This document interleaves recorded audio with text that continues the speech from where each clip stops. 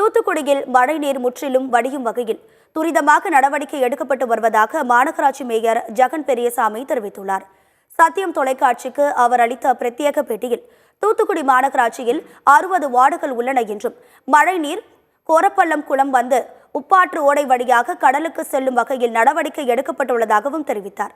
ரஹமது நகர், housing board ஆகிய ரோடுகளில் தேங்கி நிற்கும் தண்ணீரை அப்புறப்படுத்தும் பணி துரிதமாக நடைபெற்று வருவதாகவும் தெரிவித்துள்ளார்.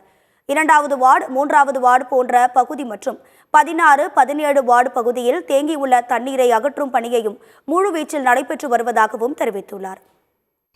கோரம்பலம், கைத்தாறு, கழுகுமல்ல மலைப்பேரெல்லாம் கோரம்பலம் வழியாக தான் கடலுக்கு போகும். அது ஒரு 9 வார்டு வழியாக போகும், 12 கிலோமீட்டர். அந்த பண்டு ஸ்ட்ரென்தன் பண்ணி கரெக்ட் பண்ணி வச்சுருக்கோம். மாநகராட்சி அதிகாரிகள் ஃபாலோ பண்ணிட்டு இருக்காங்க.